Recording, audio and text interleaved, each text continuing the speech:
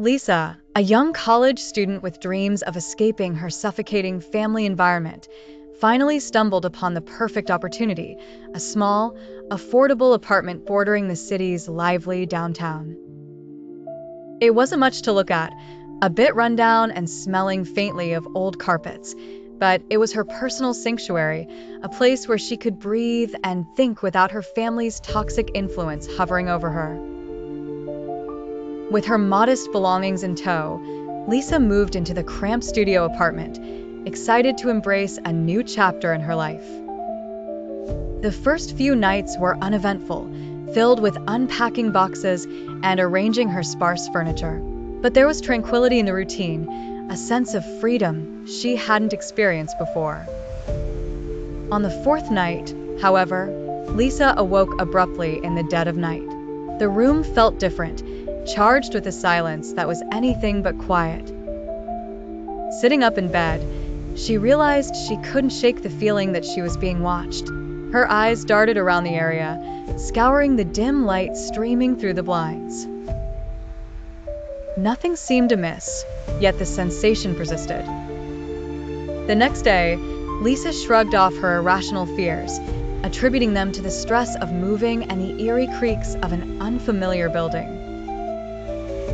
But as the nights wore on, the feeling grew stronger, more intense. An invisible presence seemed to linger in every corner of the room, watching her, observing her while she slept. Often, she'd wake up tense, as if emerging from a ghastly nightmare, her skin prickling with goosebumps.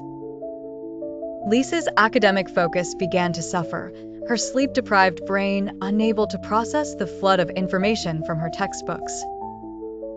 Desperate for a solution, she spoke to her neighbor, a gruff, elderly woman who'd lived there for what seemed like centuries. "Have you ever felt like this place is watching you?" Lisa asked hesitantly one afternoon. The woman's expression shifted. Her eyes twinkled as if amused by some hidden secret. "This building's old," she replied cryptically. "It has stories, and perhaps it has eyes." Dismayed by the vagueness, Lisa resolved to investigate further. That evening, she paced around her apartment, examining every nook and shadow, searching for something, anything, that could explain the unsettling sensation. Her search felt futile until she happened upon a niche carved within the wall, previously obscured by a stack of books. Peering cautiously, she discovered an antiquated keyhole camouflaged against the wallpaper. Heart pounding, she realized the room had indeed been watching her through this tiny aperture that led directly to an adjoining room. That was when everything came together, the feelings of being watched, the strange creaks in the walls, the neighbor's mysterious remarks. The adjacent room must have been inhabited by someone who took refuge in observing her nightly routines. Determined to confront the voyeur, Lisa formulated a plan. She would act as though she were moving out, feigning packing during the day, hoping the individual would reveal themselves once her presence seemed absent.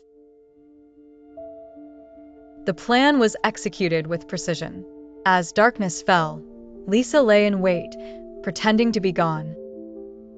Hours slipped by until she heard the dogged creak of floorboards, a shadow moving noiselessly towards the connecting room. What Lisa anticipated as an intruder turned out to be something entirely different, a transient spirit inhabiting the very bones of the building. A presence seeking connection, not harm. Though invisible, it had observed life through that peephole, yearning for interaction in its isolation. Lisa's fear transformed into empathy. She acknowledged the entity's presence without permitting it to overstep boundaries she had set. Ever vigilant, she respected its eternal occupancy in her new home, a strange ally, perhaps, in her unraveling journey to independence.